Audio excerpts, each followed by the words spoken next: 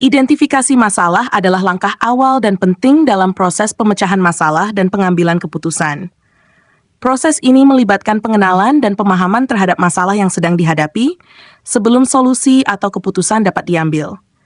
Dengan mengidentifikasi masalah secara akurat, individu atau organisasi dapat fokus pada penyebab inti dari masalah tersebut dan menghindari solusi yang hanya menangani gejala permukaan.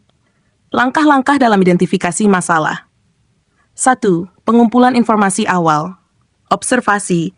Perhatikan gejala-gejala atau tanda-tanda yang menunjukkan adanya masalah. Ini bisa berasal dari data, umpan balik, atau kejadian yang tidak biasa. Kuesioner atau survei. Menggunakan alat seperti kuesioner atau survei untuk mendapatkan masukan dari pemangku kepentingan atau mereka yang terpengaruh oleh masalah. 2. Mengklarifikasi masalah. Definisi masalah. Tuliskan masalah dalam bentuk yang jelas dan spesifik. Hindari definisi yang terlalu luas atau ambigu. Pembatasan masalah. Tentukan batasan-batasan masalah seperti ruang lingkup, waktu, atau area tertentu yang terpengaruh. Ini membantu dalam fokus analisis dan pengambilan keputusan. Identifikasi penyebab. Analisis akar masalah. Gunakan metode seperti 5 whys atau diagram tulang ikan fishbone diagram untuk menggali lebih dalam penyebab utama dari masalah. Pemahaman konteks. Pertimbangkan faktor-faktor eksternal atau internal yang mungkin menjadi penyebab masalah, seperti perubahan pasar, kebijakan baru, atau dinamika tim. 4. Melibatkan pemangku kepentingan. Lakukan diskusi dengan tim atau pihak-pihak terkait untuk mendapatkan berbagai perspektif tentang masalah yang dihadapi. Sesi brainstorming. Adakan sesi brainstorming untuk menghasilkan ide-ide dan asumsi yang mungkin menjadi penyebab masalah. 5. Analisis data. Pengumpulan data terkait. Kumpulkan data yang relevan dengan masalah, seperti data performa, laporan, atau statistik lainnya. Analisis tren. Analisis data untuk menemukan pola atau tren yang mungkin menunjukkan adanya masalah atau perubahan signifikan yang terjadi. 6. Evaluasi dampak. Skala masalah. Tentukan seberapa besar dampak masalah terhadap organisasi atau individu yang terlibat, termasuk konsekuensi jangka pendek dan panjang. Prioritas. Tentukan apakah masalah tersebut harus diatasi segera atau dapat ditunda berdasarkan urgensi dan dampaknya. 7. Formulasi pernyataan masalah. Merumuskan masalah. Buat pernyataan masalah yang jelas, terukur, dan mudah dipahami oleh semua pihak terkait. Menjaga fokus. Pastikan pernyataan masalah tersebut tetap fokus pada inti permasalahan tanpa mencampur adukan dengan gejala atau efek yang diakibatkan.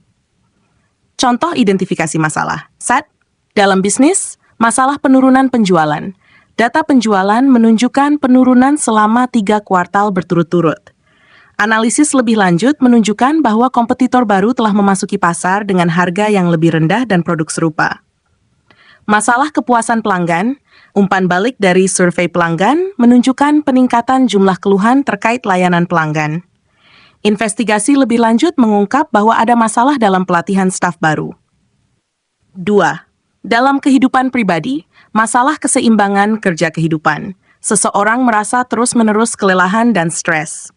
Analisis terhadap jadwal harian dan tanggung jawab menunjukkan bahwa beban kerja yang terlalu berat dan kurangnya waktu istirahat menjadi penyebab utama. Masalah keuangan.